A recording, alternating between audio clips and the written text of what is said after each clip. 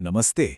आज हम उन नियमों की बात करने वाले हैं जो हमारे आसपास की हर चीज को चलाते हैं। मतलब एक गिरते हुए सेब से लेके प्लैनेट्स के ऑर्बिट तक। ये हैं गति के नियम यानी लॉज ऑफ मोशन। और पता है, ये जितने आसान हैं उतने ही पावरफुल भी। ये तो सबने महसूस किया होगा, है ना? सोचिए, बस में खड़े हैं और ड्राइवर अचानक बस चला देता है तो क्या होता है? हम सब पीछे की तरफ गिर पड़ते हैं। ये कोई जादू नहीं है, इसके पीछे भी फिजिक्स का एक नियम काम कर रहा है। पर कौन सा नियम? या फिर कभी सोचा है कि एक गेंद दीवार से टकराकर वापस क्यों चलती है? ये जो रोज की चीजें हैं ना, बस में बैलेंस खोना हो या क्रिकेट की बॉल पकड़ना, इन सब के पीछे एक ही बेसिक रूल्स का सेट काम करता है। तो चलिए आज इन्हीं रूल्स का समझते हैं। अच्छा, मोशन को समझने की ये जो कहानी है ये आज की नहीं है, सदियों पुरानी है। इसकी शुरुआत होती है एक ऐसे आइडिया से जो सुनने में तो बड़ा सही लगता था पर असल में अधूरा था। और ये आइडिया दिया था महान ग्रीक फिलॉसफर अरस्तु ने।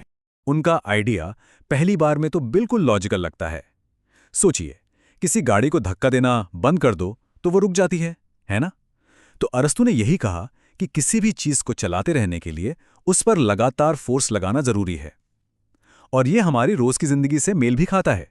लेकिन कहानी में एक ट्विस्ट है। हमारा रोज का एक्सपीरियंस हमें पूरी सच्चाई नहीं बताता। और फिर सीन में एंट्री होती है गैलीलियो की। उन्होंने एक बहुत ही सिंपल लेकिन गहरा एक्सपेरिमेंट किया।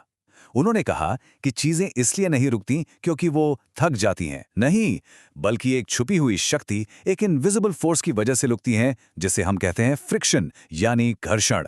इसे ऐसे समझिए, एक चिकनी बर्फ पर गेंद को धकेलो, वो काफी दूर तक जाएगी। और अगर हम फ्रिक्शन को पूरी तरह से खत्म कर दें तो वो गेंद हमेशा हमेशा चलती रहेगी। ये आइडिया अपने आप में एक रेवोल्यूशन था। गैलीलियो की इसी खोज से हमें मिला इनर्शिया का कॉन्सेप्ट। इनर्शिया को आप किसी भी चीज का आलस समझ सकते हैं। मतलब वो जो कर रही है बस वही करते रहना चाहती है। अगर रुकी है तो रुकी रहेगी, चल रही है तो चलती ही रहेगी। और बस यही वो कमाल का आइडिया था जिसे सर आइजैक न्यूटन ने उठाया और उसे फिजिक्स के सबसे फेमस नियमों में बदल दिया। तो अब आते हैं मेन कैरेक्टर पर, सर आइजैक न्यूटन। उन्होंने मोशन को पूरी तरह से समझाने के लिए 3 बहुत ही सिंपल लेकिन इतने पावरफुल नियम दिए जो आज भी फिजिक्स की नींव हैं। सही में ये 3 नियम हमारे आसपास होने वाले हर एक मूवमेंट को समझा सकते हैं। तो न्यूटन ने क्या किया? उन्होंने गैलीलियो के इनर्शिया वाले आइडिया को उठाया और उससे अपना पहला नियम बना दिया। इसीलिए इसे लॉ ऑफ इनर्शिया यानी जड़त्व का नियम भी कहते हैं।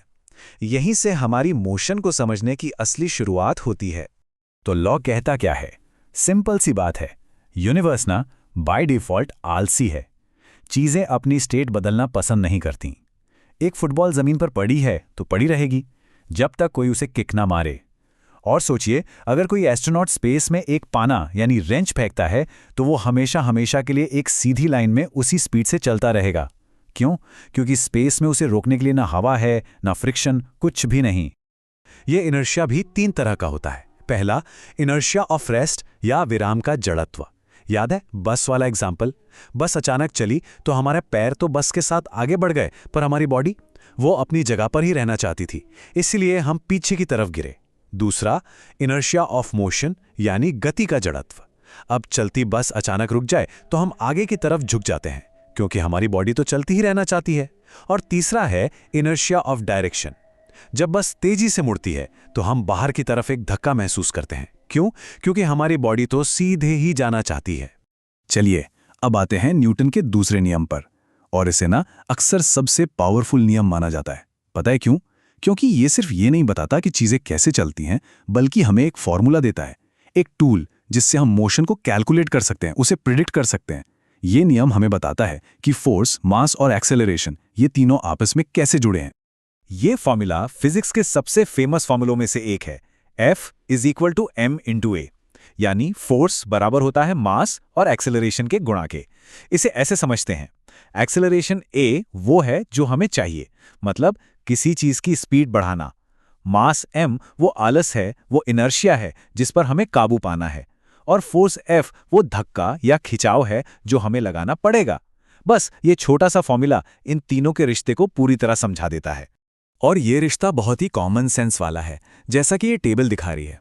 सोचिए, एक खाली शॉपिंग कार्ट को धक्का देना कितना आसान है। वो फौरन स्पीड पकड़ लेती है। अब उसी कार्ट को सामान से भर दो। अब उतनी ही स्पीड पाने के लिए क्या करना होगा? जाहिर है, ज्यादा जोर लगाना पड़ेगा। मतलब ज्यादा मास तो ज्यादा इनर्शिया, और उसे हिलाने के लिए ज्यादा फोर्स। यही तो है दूसरा नियम। दूसरे नियम से ही जुड़ा एक और कॉन्सेप्ट है, मोमेंटम यानी संवेग। इसे आप किसी चीज की मोशन की ताकत कह सकते हैं। एक भारी क्रिकेट बॉल जब तेजी से आती है तो उसमें बहुत ज्यादा मोमेंटम होता है। तो एक अच्छा फील्डर उसे कैसे रोकता है? वो अपने हाथों को पीछे की तरफ खींचता है। ऐसा करके वो गेंद के मोमेंटम को 0 पर लाने का टाइम बढ़ा देता है। और जब टाइम बढ़ता है तो हाथों पर लगने वाले फोर्स का असर कम हो जाता है। और अब फाइनली आते हैं न्यूटन के तीसरे नियम पर। यह शायद सबसे फेमस लॉ है, सबने सुना होगा, पर अक्सर लोग इसे गलत समझ लेते हैं। यह नियम फोर्स के नेचर के बारे में एक बहुत ही गहरी सच्चाई बताता है। लॉ ये कहता है कि हर एक्शन का एक बराबर और उल्टा रिएक्शन होता है। इसका गहरा मतलब यह है कि फोर्स कभी भी अकेला नहीं होता, वो हमेशा जोड़ों में आता है, पेयर्स में। जब हम दीवार को धक्का देते हैं तो उसी वक्त दीवार भी हमें उतने ही फोर्स से वापस धक्का देती है। ये कभी कभी नहीं होता, ये हमेशा होता है। ये एक यूनिवर्सल नियम है, इसका कोई अपवाद नहीं है।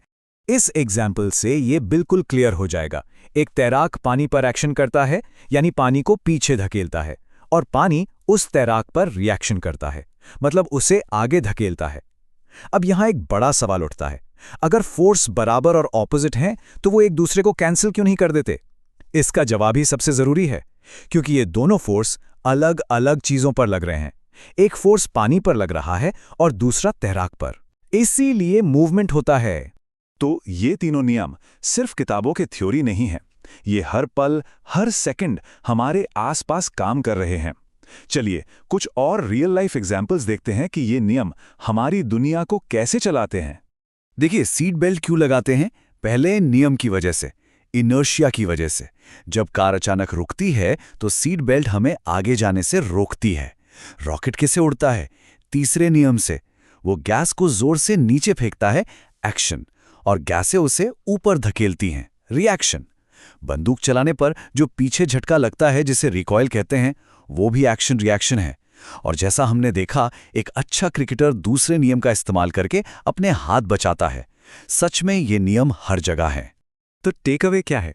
टेक अवे सिंपल है, फिजिक्स सिर्फ एक क्लासरूम का सब्जेक्ट नहीं है। ये वो भाषा है जिसमें पूरा यूनिवर्स लिखा गया है। ये हमारे हर एक्सपीरियंस का हिस्सा है, चाहे हम सड़क पर चल रहे हों या कोई रॉकेट चांद पर जा रहा हो। तो अगली बार जब भी कोई चीज हिलती डुलती दिखे तो 1 सेकंड के लिए रुकिएगा और देखने की कोशिश करिएगा कि क्या वहां न्यूटन के इन 3 नियमों में से कोई काम कर रहा है। जब पता हो कि क्या ढूंढना है तो ये नियम हर जगह दिखने लगते हैं, और यही हमारे यूनिवर्स को समझने की चाबी है।